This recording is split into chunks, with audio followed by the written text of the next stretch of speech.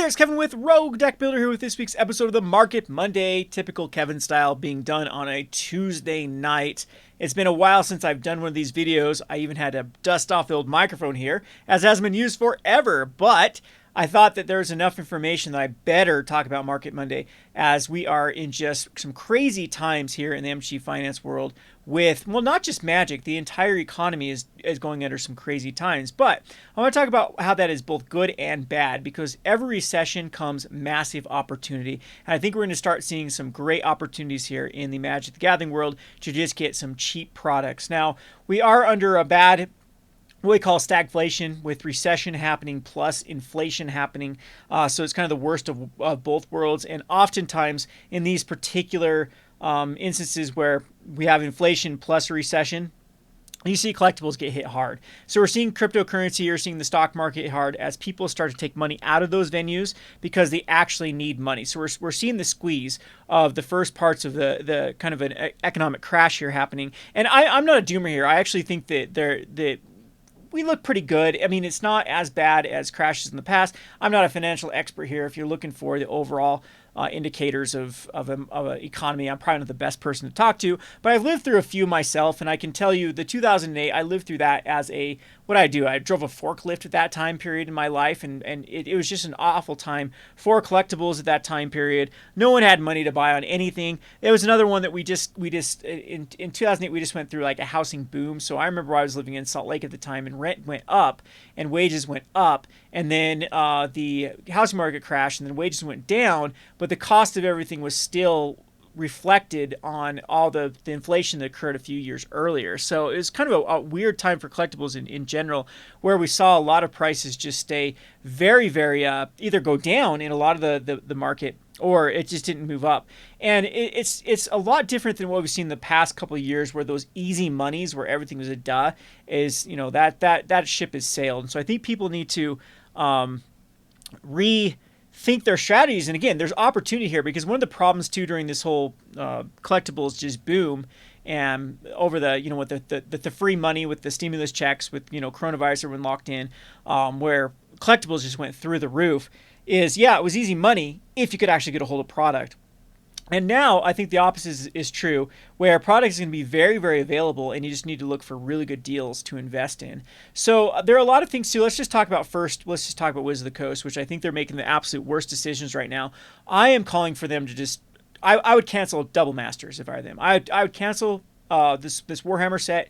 I'm glad that they pushed back I would 100% cancel Infinity, and just maybe try to release it for next April, and say, okay, we wanted it as an April Fool's set, let's do it for next April, rather than trying to push it off. I don't know if we have an actual street date for when Infinity is going to come out, but there are collector's editions, draft boosters, or there set boosters for that stupid thing too? I can't remember what exactly is in the Infinity.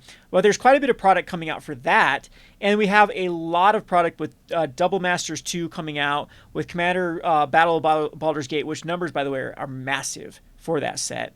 There isn't any shortages from what I can tell whatsoever.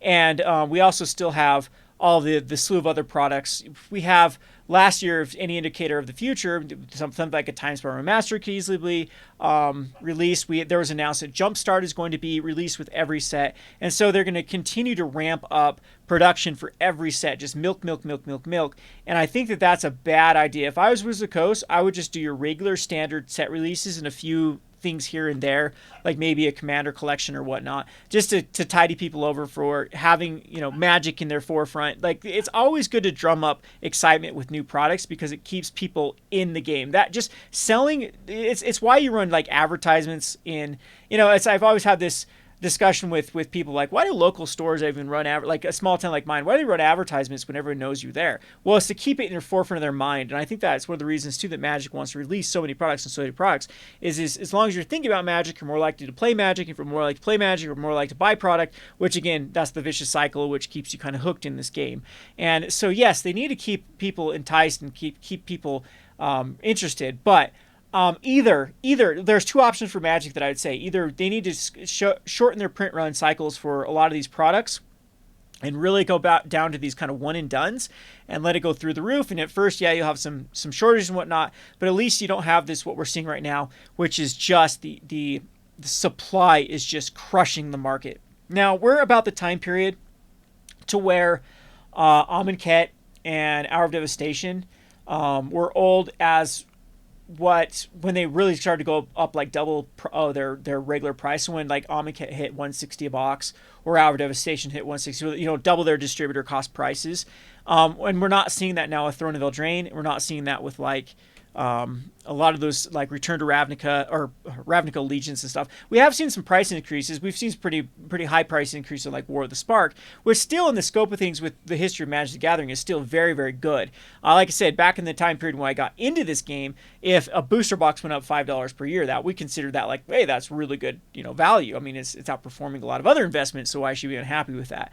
But now I think everyone's so used to the market just going crazy, like things going double, triple up during the whole pandemic and free money time period. We've become accustomed to that, and I think that we're going to go back to days where, we have to take the kind of the long-term goals here rather than trying to flip a set, trying to invest in Kamigawa. I've got collector boosters up because we're going to talk about them in a second here, but that's another thing that you could have invested in collector's booster boxes and flipped them quite quickly to make a very, very good profit. So those days I think are going to be gone. I think there will be a few products here and there that might have some shortages, but I think that I'd encourage Wizards of the Coast just to really cut back on stuff because we're starting to see indicators that the market cannot handle the amount of product they're putting out. So here, I guess we'll talk about that right now. So Kamigawa Neon Dynasty collector booster boxes, in fact, they just actually hit their peak just barely, up to about $280 a box on TCG Player, which again, in the scope of things, that's not that great when if you're looking at MSRP of what people were looking to get at that. So stores are only profitable. You need at least 40%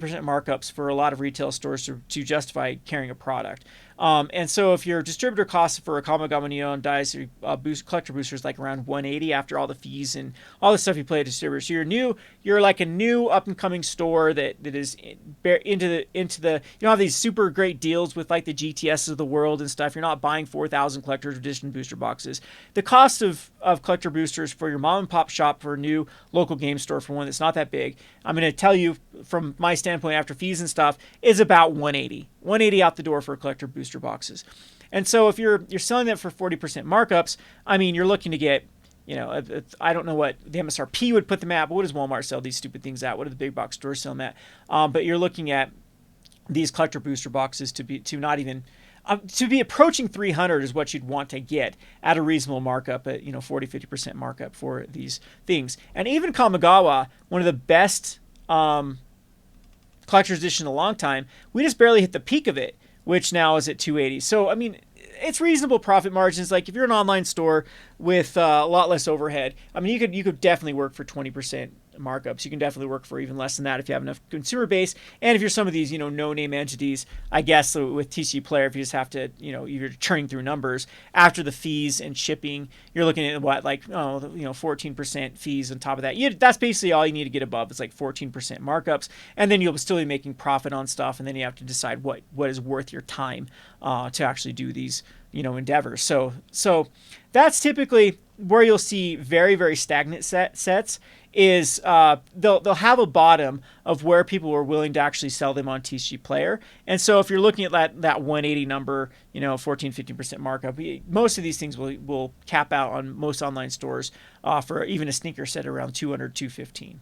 So anyway, we saw Kamigawa go above that, which was good, but it triggered a reprint response from Wizards of the Coast, which I think is just an absolutely terrible decision. They should have just let Kamigawa go or done a very, very small store-based oriented, did a WPN, allocated it again, and at least got that out so at least the premier stores, the mom and pop stores could have some to actually sell their actual player base. That would have kept the stores happy. That would have driven people back into local game stores. Instead, though, a lot of these are going to end up on Amazon. I'm pretty sure there'll be an Amazon drop, and this is going to crash. So this is the one-day drop. So there was a rumor, and it got spoiled to certain places like MVP Sports and more. But I actually asked distributors, they didn't know that this thing was actually coming until it showed up on their doorstep. I don't know exactly how a lot of these distributors, maybe that some of the reps that I talked to don't have privy knowledge to the higher up executives that know what's through the thing. But I've been asking about Kamigawa since I heard about the rumor from all the distributors, and no one had information until voila, it just showed up, and then they had plenty. And when I say plenty, all the distributors were very restocked with collector boosters. I haven't had any pushback of how many I've been able to order these, and so they are going to crash. Kamigawa collector's boosters are absolutely going to crash. Do I expect them to go back up in value? Maybe. There's still some expensive cards from Kamigawa. It still is something that is going to be a set that people are going to love long term. And so, yeah, I think it's a great investment right now, but I don't know if you're going to be able to do a quick flip.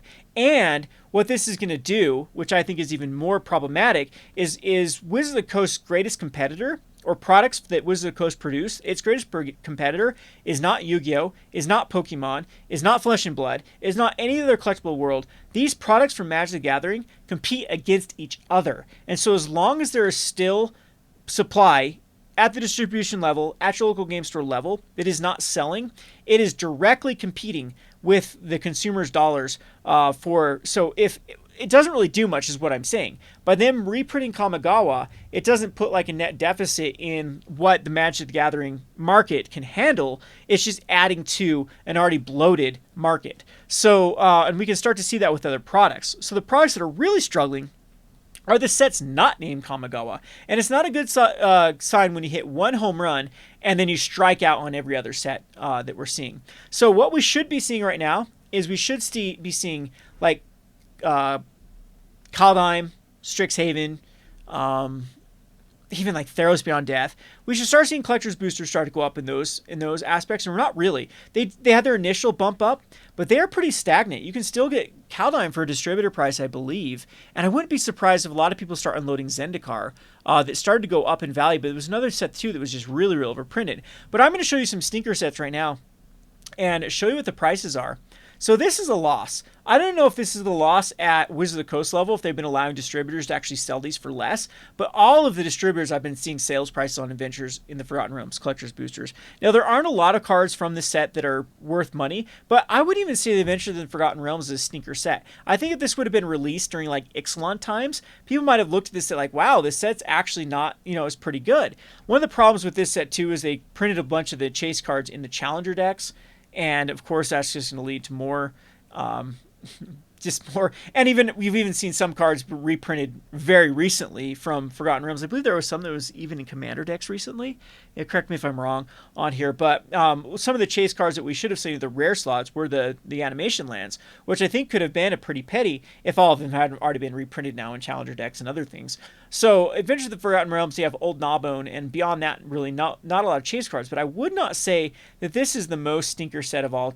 This isn't a Dragon's Maze. I really do not think this was that bad of a set when you're looking at cards, and we can check that in a second on Goldfish to see what cards are actually viable. But I mean, there's popular commanders in the set. There's popular there's some expensive commons and uncommons in the set. There's a lot of demand for cards out of Forgotten Realms. It's not a Dragon's Maze, and it is going down right now. People are selling it for one. There's 4 of them sold at 138. For example. And the reason is there's distributors that are fire selling these for 115 a collector's booster. So again, I'm not sure if they have some sort of, if Wizards allows them, I don't know exactly the contractual level with distributors, if they're allowed to like sell at a certain price and Wizards eats that. But what I'm trying to say here is this is a loss as a whole for like what there was expected of the value of this product. And maybe that might be Wizards of the Coast's new like policy. Oh, cool. This actually the production cost of this actually didn't cost it. As long as we're still making a profit on our stinker sets or breaking even on our stinker sets, where we'll be getting our profit margin is on the stuff that can sell, on the Kamigawa boosters, where we can just keep, churning them out and selling them and having them go out of stock.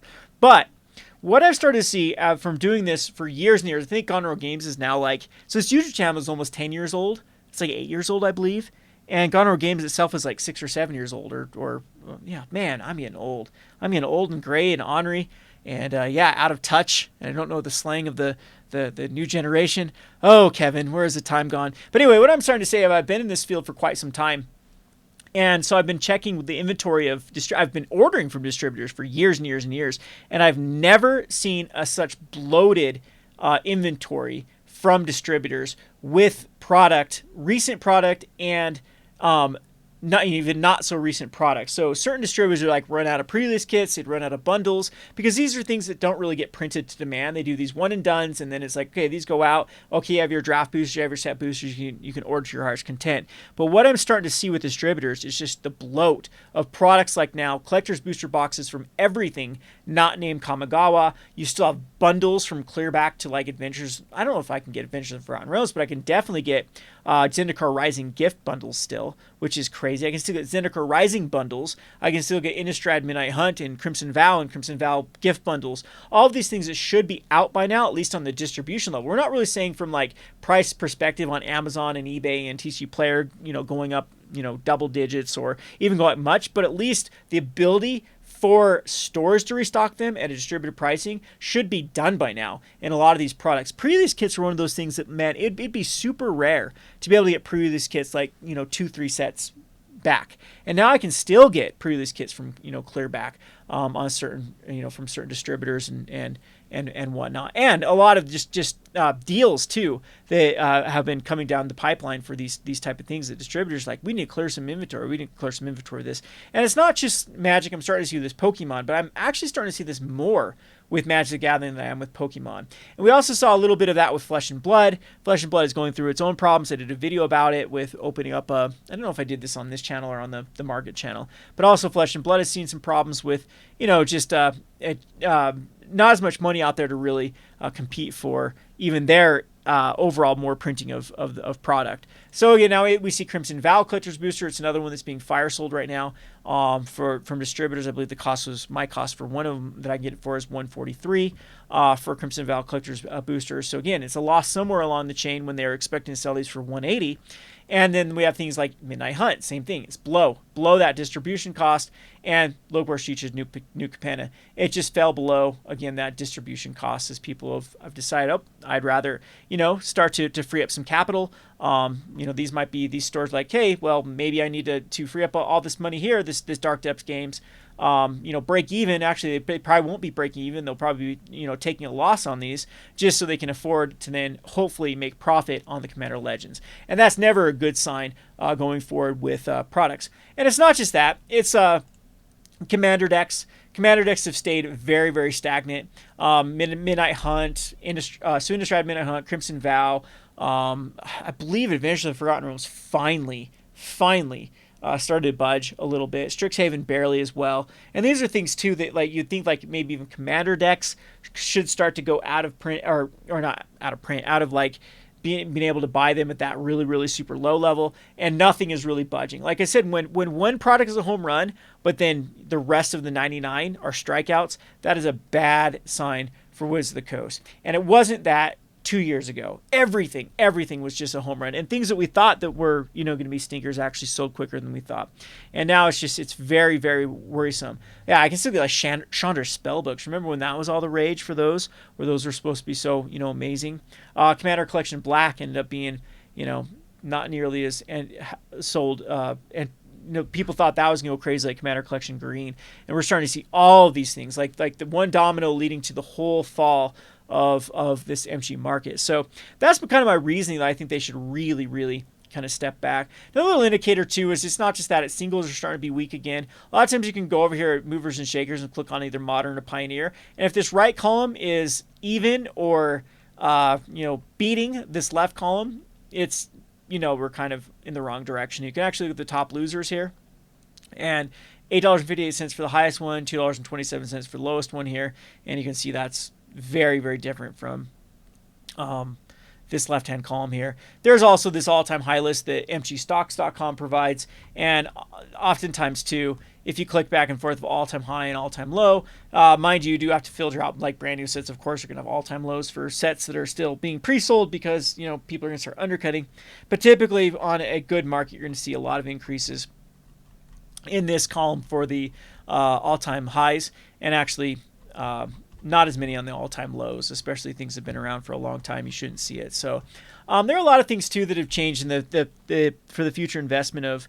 I think Time Sparrow Remastered is something that everyone should be a little bit weary about with investing in older booster boxes because if they can just reprint full sets, which I think they actually should do, I think that's a great opportunity to remaster older sets and then get them back in. But I think the Wizards of the Coast, they really need to find their balance. I think if the pendulum has swung the other way, we had that entire time in 2016 2017 when people like Turning Community College just like reprint it all. Match shouldn't be expensive. It should be, the masses should be able to get it. And I think we're actually seeing that the kind of the other end of the side of that, where now it's going to be just too much product out there. And then you get the same people that were whining about accessibility, really crying that their commander deck they just purchased at release is no longer worth what it was worth when they bought it. And that always just like, I really just, can you guys figure this out? You can't have it both, you can't have your cake and eat it too.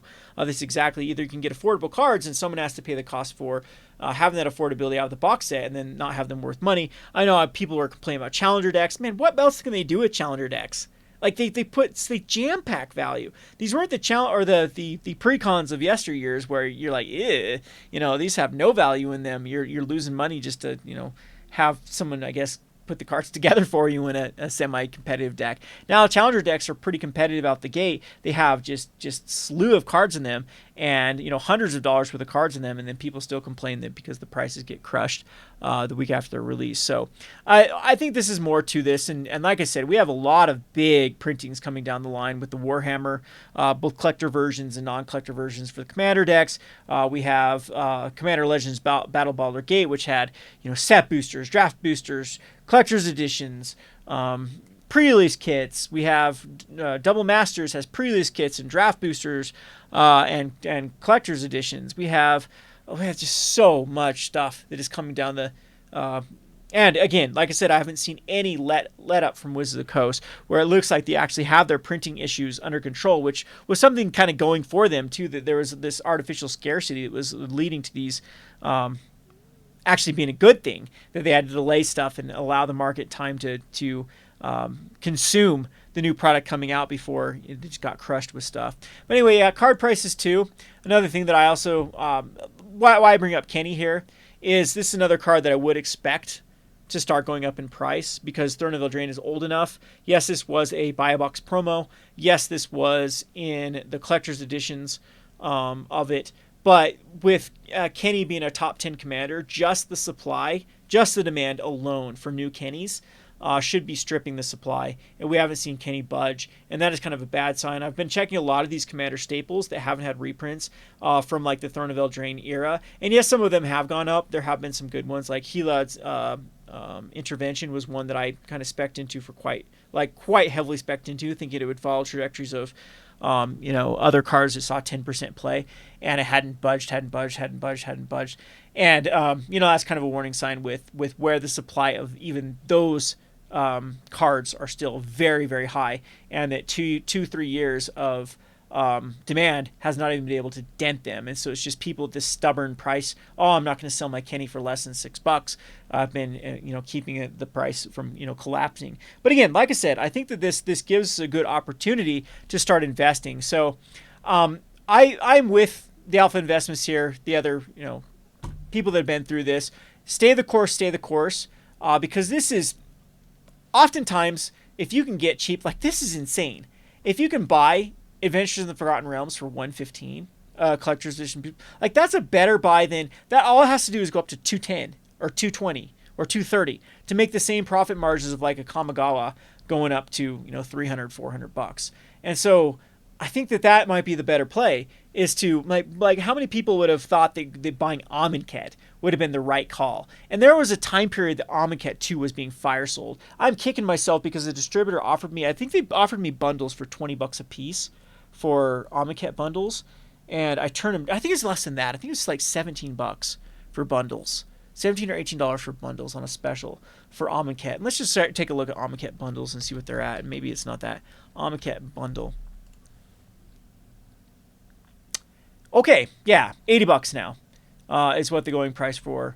Not a lot of supply out there too. So this is a time period when Magic the Gathering was considered toxic assets, where Amonkhet was just this horrible, awful set. They did booster boxes. No one could move booster boxes. Ixalan, Rivals of Ixalan, Amonkhet. A lot of stores closed during this time period because of, first of all, it came off of oversaturation from the Battle for Zendikar days, where everyone, their grandma decided to open up a local game store. I mean, I can name a lot of even personal friends that I know open up game stores, and they failed quite quickly because they just didn't. It takes either you're me, and let me just be fully honest with you, like our store here, our locals could not support the store. It's a combination of the store being run by, you know, two bachelors who don't really have a lot of live expenses, so we're able to, you know, be able to run on peanuts basically, and being able to come from a very successful YouTube channel and have that initial, you know, surge of patrons and capital and stuff to get it going, that has allowed, you know, something like this to stay afloat. Like this time period though, of people getting into it where you couldn't make money off of Omcat boosters, like if you had to rely on, you know, people coming into your store and comparing with Amazon, yeah, you'd be absolutely destroyed. And I think we're going to see that. We're going to see a lot of that happening now with stores too that are recently opened. We're going to start seeing the, you know, the screws tighten. And I mean, this is bad. Just think of people that wanted to invest ahead and say, okay, I want to make sure that I had collector edition boosters for Crimson Vow for the next 2 years. So they bought enough to last them 2 years. And now that initial 180 investment has gone down to, you know, like I said, they could get it for 143, and people not wanting to buy and, you know, having to adjust their prices. And that's terrible for every, like I said, for every home run. If you're striking out on every product, that's going to be the big local game store killer. So hopefully we'll I mean, that's my whole perspective. The one thing is, you know, some people's losses is other people's gains. That's just life in general, the dog eat dog world of it. And so, yeah, there is some doom and gloom ahead for Magic the Gathering, and I hope that Wizards of the Coast can figure out a good, you know, good price point or a good compromise between collapsing market and, you know, wanting to keep the FOMO going, wanting to keep the interest going, and you know, at the same time not killing their strategic partners of distributors and local game stores. But it is going to lead to some really, really good deals. So I'm going to think come crisp fall, with Wizards of the Coast really trying to, you know, push their Q3, Q4 products, I'm going to start to think we're going to see some massive, just some crazy deals on Magic the Gathering sealed products. So that's where I'd be like putting my money right now. So I would not be investing in a lot of these newer sets, these Kamigawa collectors, boosters and stuff. I'd be looking for those 115 Forgotten Realms boosters. I'd be looking for those Amonkhet bundles. I guess that's the story of this video. Is maybe, I mean, what came out at the same time as Amonkhet? It was at the same time as, like, what, not Double Masters, the first Iconic Masters and stuff? Or Iconic was before that. Eternal was before that. It was about Iconic. I don't know if my time is, if I remember correctly. I guess I could Google it here, but I'm too lazy to even open up a new tab. But yeah, so that, again, there's a lot of times what I'm trying to say is those horrible products that seem like they're just absolute terrible. Those are the ones you want to, first of all, they're the easiest things to get in on, and they actually do have some potential of really making some good profits down the road. So oftentimes you want to be where everyone's not. And if everyone's money is not going into like Crimson Vow collectors, boosters, or Forgotten Realms. In fact, I actually like Forgotten Realms better than both the Innistrad sets. I think that it's going to be a set that's actually, you know, more. I actually think here's my outlook for Forgotten Realms. I think that's actually going to get a bump just because the mechanics work a lot with this Commander Legends set. So I think that people are going to, you know, it's going to breathe some new life just in Forgotten Realms just because Baldur's Gate's going to come out. And that's a huge sign too. So we have Forgotten Realms, now we have Baldur's Gate. Okay, there's going to be another D&D set. There's going to be more dungeon mechanics. There's going to be more stuff that I think that then people are going to want to, you know, pick up some old Forgotten Realms and stuff like that, so will lead to some demand for it. But a little long-winded here, man. I've just kind of gone in circles with this video, so we're almost up to a half an hour, so I'll cut it. I was going to say short here, but this is kind of a long video. Hope you enjoyed this discussion with the Market Monday. You know, I'm going to try to do these on a more regular basis. I keep saying that like a broken record. We'll see. But thanks for everyone that supported the channel during even this lackluster time of me creating videos. Thanks to all the patrons to keep us going. If you haven't crushed that like button, I'm supposed to say that now, yeah, be sure to make sure you're liked, subscribed, hit the bell icon, leave a comment, tell me how dirty I look, and maybe I'll send you a picture of my abs. Anyway, this has been Kevin with the Rogue Market, Rogue Deck Builder. What channel am I on? Thanks for watching.